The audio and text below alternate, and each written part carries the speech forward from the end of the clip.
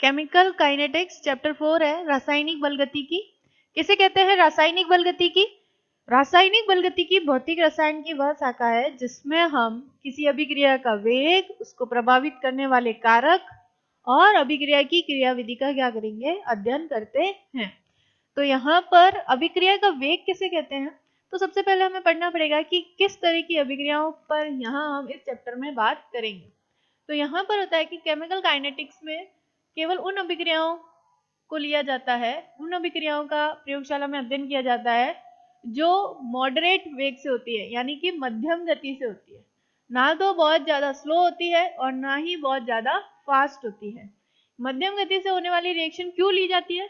क्योंकि देखो, अगर कोई रिएक्शन बहुत धीमी गति से हो रही है, जैसे कि लोहे पर जंग लगना, तो ये रिएक्शन जो है ये इतनी धीमी गति से होती है कि इसको होने में सालों लग जाते हैं, ईयर्स लग जाते हैं, ठीक है, या बहुत सारे महीने लग जाते हैं। तो यहाँ पर इस रिएक्शन को करना हमारे लिए क्या होता है? पॉसिबल नहीं होता है लेबोरेटरी में, इसलिए हम इस तरह की रिएक्शन की बात नहीं करते हैं। नेक्स्ट होती है, कुछ रिएक्शन होती है बहुत ही फास्ट होती है, बहुत तेजी से होती है। जैसे कि सपोज आपने NaCl में AgNO3 डाला, तो तुरंत ही जैसे ही आप डालोगे वैसे ही AgCl का व्हाइट प्रेसिपिटेट बन जाता है। तो इस तरह की रिएक्शन भी हम प्रयोगशाला में नहीं कर सकते उनके वेग को डिटरमाइन, क्योंकि इतनी फास्ट होती है, 10⁻⁻12 सेकेंड में तो ये कंप्लीट हो जाती है। तो इस तरह की रिएक्शन की भी हम रासायनिक बल गतिकी में चर्चा नहीं करेंगे, हम करेंगे जो रिएक्शन मध्यम गति से होती है। तो इस तरह की अभिक्रियाओं का जो प्रयोगशाला में अध्ययन करना होता है वो मुमकिन होता है, इसलिए हम जो अभिक्रियाएं मध्यम गति से होगी उनकी रासायनिक बल गतिकी में क्या करेंगे? चर्चा करेंगे। तो यहाँ कुछ मध्यम गति से होने वाली अभिक्रियाओं के एग्जाम्पल है, जिससे कि फर्स्ट है N2 + 3H2 gives 2NH3। हाबर process से अमोनिया संश्लेषण होता है। ये भी एक ऐसी रिएक्शन है जिसके वेग को निर्धारित किया जा सकता है। इसी तरह से 2N2O5 नाइट्रोजन पेंटाऑक्साइड, इसका आप तापीय अपघटन कराओ तो आपके पास बन जाएगा 4NO2 + O2। इस रिएक्शन को भी हम क्या कर सकते हैं? अभिक्रिया के वेग को निर्धारित कर सकते हैं। इसी तरह से और रिएक्शन जैसे कि एस्टर का जल अपघटन CH3COO C2H5 plus NaOH, sodium hydroxide के साथ इसकी रिएक्शन कराओ तो देखो ये जो CH3COO है ये Na के साथ अटैच हो जाएगा, तो आपका क्या बन जाएगा? CH3COONa प्लस C2H5OH, साथ में क्या बन जाएगा? Alcohol C2H5OH।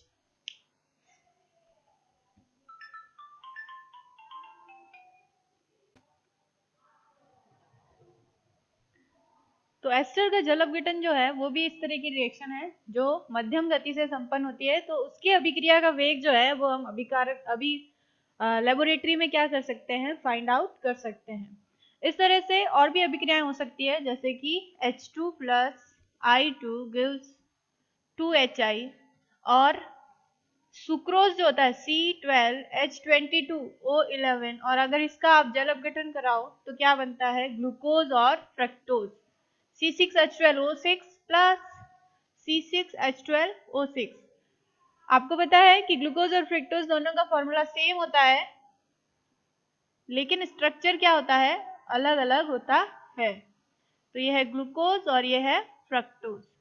इस रिएक्शन को इक्सु शर्करा का प्रतिपन ऐसे कहते हैं। इक्सु शर्करा, इसको कैन शुगर कहते हैं, और ऐसे इसका नाम सुक्रोज है, ये याद रखना है आपको।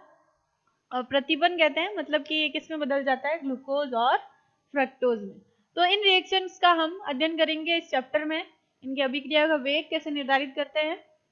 तो अभिक्रिया के वेग के लिए क्या करते हैं कि सबसे पहले देखिए कि किसे कहते हैं अभिक्रिया का वेग। तो अभिक्रिया का वेग किसे कहते हैं कि अगर किसी अभिक्रिया में अभिकारक और उत्पाद की सांद्रता में इकाई समय में होने वाला परिवर्तन क्या कहलाता है? अभिक्रिया का वेग कहलाता है। देखिए कोई रिएक्शन है, suppose N2 + 3H2 gives 2NH3। तो इस अभिक्रिया में कोई भी रासायनिक अभिक्रिया है, इसमें अभिकारक और उत्पाद की जो सांद्रता है उसमें इकाई समय में होने वाला परिवर्तन क्या कहलाता है? अभिक्रिया का वेग कहलाता है। तो हम एक जनरल रिएक्शन ले लेते हैं, सपोज रिएक्टेंट गिव्स प्रोडक्ट। आपको पता है अभिकारकों के लिए हम R यूज कर रहे हैं और उत्पादों के लिए हम P यूज कर रहे हैं। तो यहाँ पर देखिए अब कैसे इसके लिए रेट ऑफ रिएक्शन लिखेंगे, यानी कि अभिक्रिया का वेग। तो यहाँ देखिए अभिक्रिया का वेग इज इक्वल टू, अब आपको ये ध्यान रखना है कि जैसे जैसे समय बीतेगा वैसे वैसे पहले क्या होगा, अभिकारक की सांद्रता ज्यादा होगी और उत्पाद की लगभग 0 होगी। फिर जैसे जैसे टाइम बीतेगा अभिकारक उत्पाद में कन्वर्ट होने लगेगा, तो अभिकारक की सांद्रता धीरे धीरे कम होने लगेगी और उत्पाद की सांद्रता धीरे धीरे बढ़ने लगेगी। तो इसीलिए हम, क्योंकि समय के साथ अभिकारक की सांद्रता में कमी होती है, इसलिए हम यहाँ पर माइनस साइन का प्रयोग करेंगे, क्योंकि अभिक्रिया का वेग हमेशा पॉजिटिव आना चाहिए। इसीलिए हम क्या करते हैं यहाँ माइनस और फिर अभिकारक की सांद्रता, अभिकारक की सांद्रता में परिवर्तन। तो यहाँ पर परिवर्तन के लिए हम डेल्टा यूज करेंगे, डेल्टा, और यह है अभिकारक की सांद्रता में इकाई समय में होने वाला परिवर्तन, तो अपॉन में डेल्टा टी। तो इस तरह से लिखा जाता है अभिक्रिया का वेग अभिकारक के पद में। अगर आप उत्पाद के पद में भी अभिक्रिया का वेग लिख सकते हैं, वो कैसे लिखेंगे आप, क्योंकि समय के साथ उत्पाद की सांद्रता में वृद्धि होती है, इसलिए यहाँ पर नेगेटिव साइन का प्रयोग नहीं करेंगे बल्कि पॉजिटिव रखेंगे। और आप क्या लिखेंगे, उत्पाद की सांद्रता में परिवर्तन अपॉन परिवर्तन में लगा समय। तो यहाँ पर ये हो जाएगा delta P upon delta t. तो यहाँ देखिए इस तरह से आप इस अभिक्रिया का वेग लिख सकते हैं। अब अगर सपोज आपको इस अभिक्रिया का वेग लिखना है तो आप क्या लिखेंगे, देखिए अभिक्रिया का वेग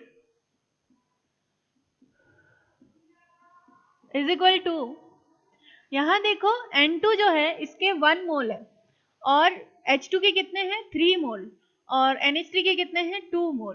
तो ये जो है ये स्टाइकियोमेट्रिक कोफिशिएंट होते हैं, 2 3 इसके आगे कुछ नहीं, 1 है, मतलब कि ये क्या है, इनकी स्टाइकियोमेट्रिक कोफिशिएंट है। तो आप क्या करते हैं, ये स्टाइकियोमेट्रिक कोफिशिएंट से क्या करते हैं, डिवाइड करते हैं। अगर आप ये सेंटेंस लिख रहे हैं, जैसे सपोज कि यहाँ तो 1 1 ही थे इसलिए आपने ऐसा कुछ किया नहीं, लेकिन अगर आप N2 के पदों में लिखेंगे तो आप क्या लिखेंगे, क्योंकि अभिकारक है तो minus change in concentration of N2 upon time delta T. यहाँ पर देखिए क्योंकि ये 3 है तो हमेशा याद रखना है स्टाइकियोमेट्रिक कोफिशिएंट डिवाइड में आ जाएगा। तो अगर आप इसके पदों में लिखेंगे H2 के पदों में तो यहाँ पर हो जाएगा minus 1/3 change in concentration of H2 divided by delta T, इस तरह से लिखा जाएगा। अब अगर आपको अमोनिया के पदों में लिखना है तो देखिए अभिक्रिया का वेग, क्योंकि अमोनिया प्रोडक्ट है तो प्लस में आएगा साइन, फिर आपको स्टाइकियोमेट्रिक कोफिशिएंट को डिवाइड में लिखना है, change in concentration of ammonia divided by delta t.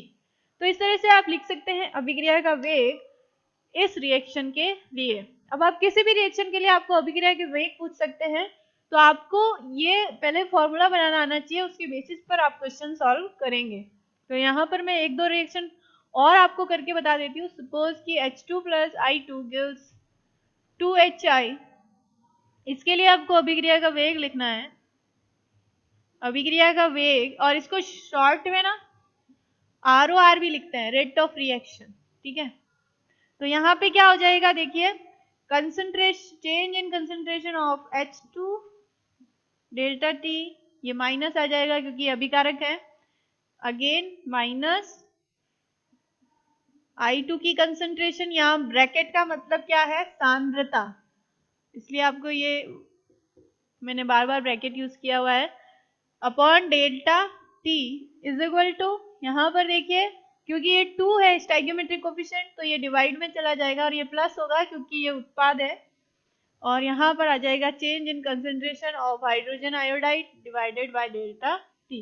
तो इस तरह से आप लिख सकते हैं इसके लिए अभिक्रिया का वेग। लेकिन कभी कभी क्या होता है, क्वेश्चन में आपको सिर्फ अभिक्रिया का वेग नहीं पूछते बल्कि आपको इस तरह से क्वेश्चन पूछा जाता है कि आप HI के बनने की दर ज्ञात कीजिए।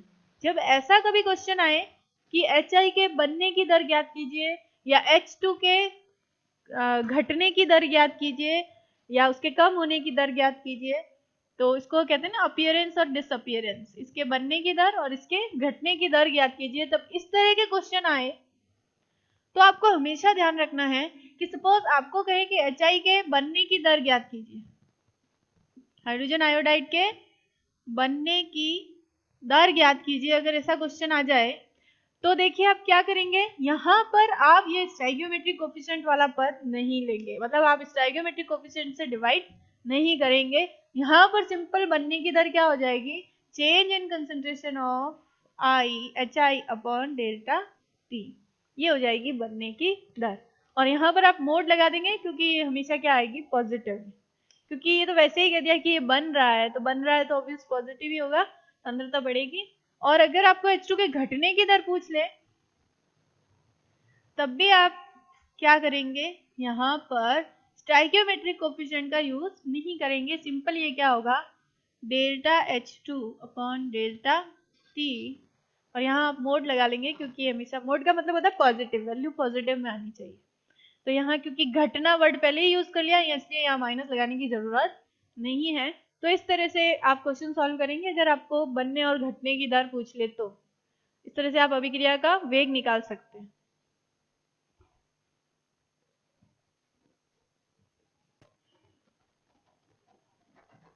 नेक्स्ट जो टर्म हम पढ़ेंगे वो है औसत वेग। औसत वेग, तो जनरली क्या होता है कि यहाँ अगर हम ग्राफ प्लॉट करें सांद्रता और समय के बीच में, तो आपको पता है अगर हम ये सांद्रता रिएक्टेंट की बात कर रहे हैं तो यहाँ पर रिएक्टेंट की सांद्रता जो है वो समय के साथ क्या होती है, घटती है। तो वेग इस तरह का होता है। यहाँ देखिए सांद्रता जो है वो स्टार्टिंग में तेजी से घटती है, उसके बाद धीरे धीरे घटती है और उसके बाद लगभग क्या हो जाती है, अपरिवर्तनीय हो जाती है। तो यहाँ पर हम ये कह सकते हैं कि किसी भी अभिक्रिया को पूर्ण होने में अनंत समय लगता है, मतलब ये माना जाता है कि अभिक्रिया कभी पूरी नहीं होती है, उसको पूरा होने में बहुत समय लगता है। लेकिन स्टार्टिंग में आप देखेंगे कि अभिक्रिया का वेग तेज होगा, फिर धीरे धीरे कम होगा और उसके बाद क्या हो जाएगा, उपेक्षणीय हो जाएगा, मतलब कि नगण्य टाइप का हो जाएगा। तो यहाँ पर अगर आप देखें कि सांद्रता और समय के बीच में हमने ये ग्राफ खींचा है, और अगर आपको औसत वेग निकालना है तो किसी छोटे समय अंतराल के लिए आप क्या कर सकते हैं, अभिक्रिया के लिए औसत वेग की गणना कर सकते हैं। छोटा समय अंतराल जैसे सपोज कि ये है आपका t1 और ये है समय t2, तो इस समय अंतराल के बीच में आप अभिक्रिया के औसत वेग की गणना कर सकते हैं। यहाँ पर ये t1 है तो ये हो जाएगा c1 और ये हो जाएगा आपका c2, क्योंकि हमें पता है समय के साथ रिएक्टेंट की सांद्रता में क्या आती है, कमी आती है। तो यहाँ अगर आप रिएक्टेंट के पदों में सांद्रता में औसत वेग के लिए फॉर्मूला लिखेंगे तो आप क्या लिखेंगे, औसत वेग, अभिक्रिया का औसत वेग इज इक्वल टू, ये हो जाएगा प्लस माइनस, मतलब प्लस उत्पाद के लिए माइनस अभिकारक के लिए, और आप लिखेंगे डेल्टा सी यानी कि सांद्रता में परिवर्तन अपॉन परिवर्तन में लगा समय, तो delta c upon delta t. तो यहाँ पर आपको सिर्फ इतना ध्यान रखना है कि एक और टर्म आएगी ताक्षणिक वेग। अब ताक्षणिक वेग होता है एक क्षण के लिए, एक पर्टिकुलर एक निश्चित क्षण पर अभिक्रिया का वेग ज्ञात करना क्या कहलाता है, ताक्षणिक वेग कहलाता है। तो यहाँ पर क्या होता है कि यहाँ पर जैसे सपोज आपने यहाँ तो ये किया, अब ताक्षणिक वेग के लिए आप क्या करते हैं कि आपके पास ये ग्राफ है और एक पर्टिकुलर पॉइंट पर आपको क्या निकालना है, ताक्षणिक वेग निकालना है।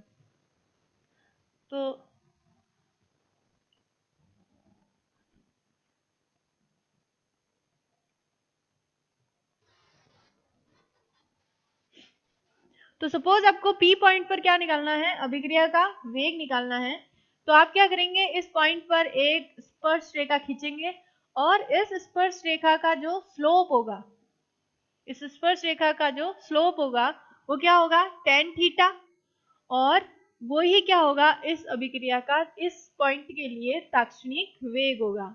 तो आपको हमेशा ध्यान रखना है कि औसत वेग तो हम एक पर्टिकुलर निश्चित समय अंतराल के लिए निकालते, छोटा समय अंतराल होता है t1 से t2 के बीच में।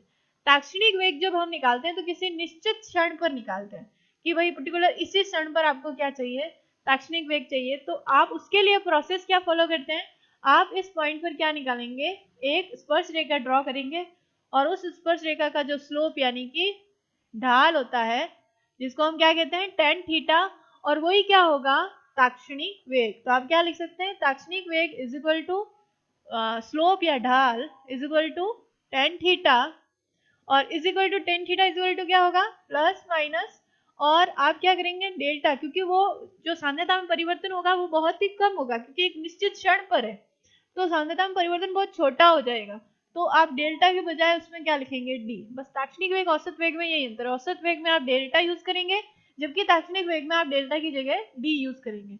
यहाँ पर मैं सांद्रता के लिए ब्रैकेट का यूज कर रही हूँ, तो यहाँ पर भी क्या होगा d c upon d t, ये क्या हो जाएगा ताक्षणिक वेग।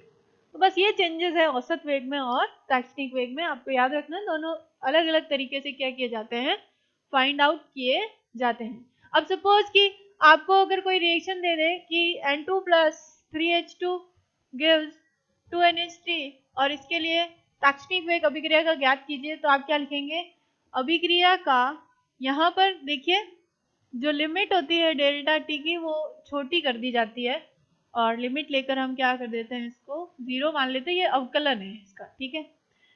तो यहाँ देखिए अभिक्रिया का ताक्षणिक वेग इज इक्वल टू क्या हो जाएगा, बस आपको क्या करना है, सेम रूल है औसत वेग और ताक्षणिक वेग के, बस आपको डेल्टा की जगह डी यूज करना है। तो यहाँ क्या हो जाएगा minus d concentration of N2 upon d t, और यहाँ पे क्या हो जाएगा आपका इक्वल में minus 1/3 DH2 upon d t is equal to 1/2 DNH3 upon dt। तो इस तरह से आप लिख सकते हैं अभिक्रिया का ताक्षणिक वेग।